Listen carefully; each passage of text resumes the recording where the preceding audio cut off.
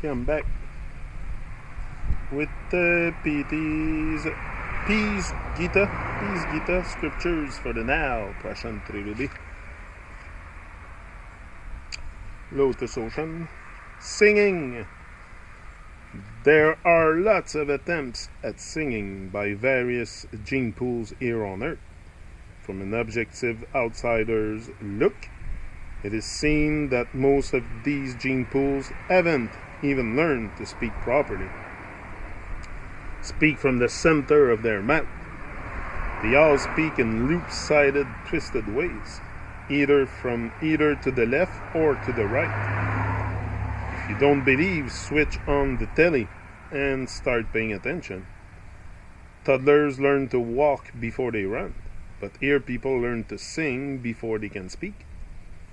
All twisted and annoying, wailing, screaming, passes off as singing as long as it aims to hit some funny interval called notes. No intonation or metric power in the voice is seen as a requirement for singing. In fact, it is taboo to be that impactful. Singing is, after all, just one part of the light entertainment circus. Knowing is also not seen as having any relation with the voicing, despite the fact that all tales tell an opposite tale. All tale tell an opposite tale. Sorry for the noise sometimes, but that's what it is. The voice of Bene Gesserit in Dune, which can command, or the voice of sages in the Puranas, which has a direct soul impact. Anything real with any power has to be avoided, simply because it's not something one can relate to. Next, in tune, sur, assure, sur, assure. Being in tune has nothing to do with being in tune with the frequency intervals called musical notes. It is, however, all to do with being in tune with the multiversal divine source. That's why Shur, the Sanskrit term for tune, is replaced for the devas or the good godly folk, while Ashur, meaning not in tune, is used for demons. Assurance, suggesting that they are so because of not being in tune with the divine will. Ashur, Shur and Ashur. Es-tu sûr? En français, on dit es-tu sûr? So, es-tu in tune? Are you es-tu sûr? Interesting. Sûr, the Sanskrit term for tune. Es-tu tune? Es-tu sûr? Interesting. The new flute, herding souls back home.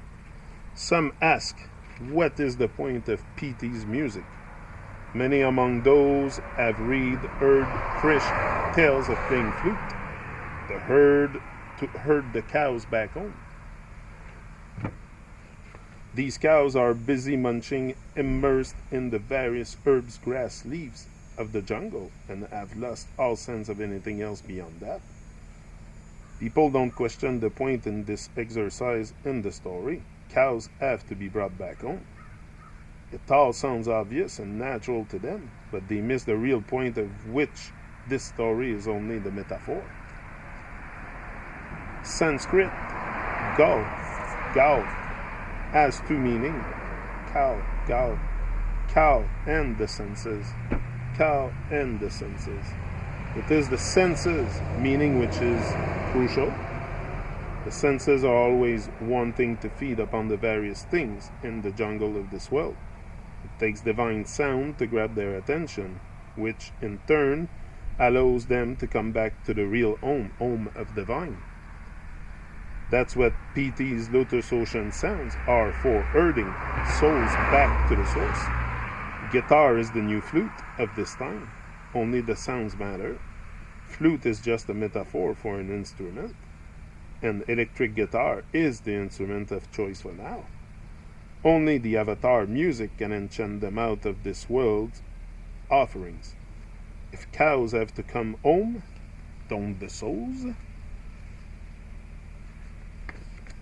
Learning and education. Next chapter, if you want to call it this way. People are strange. The strange bit about the people of this planet is not how little they actually know. It is how little they actually want to learn.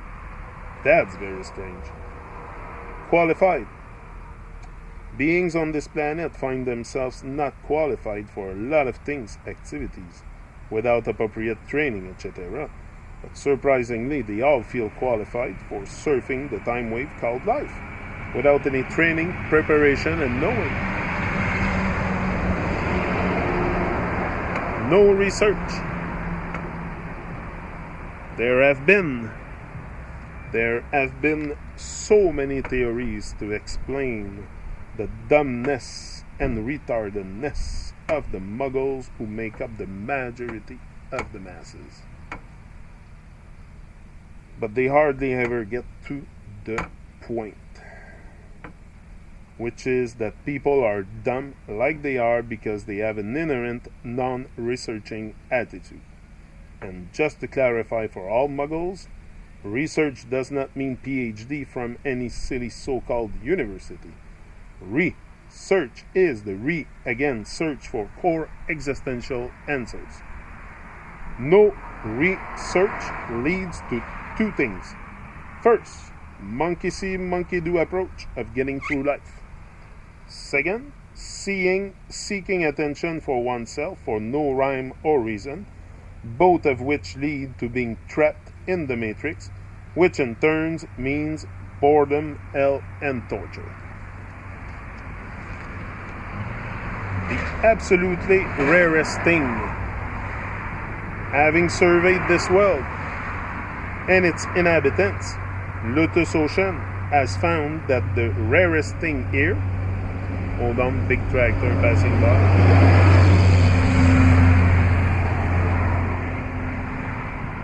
has found that the rarest thing here is not gold or diamonds or uranium.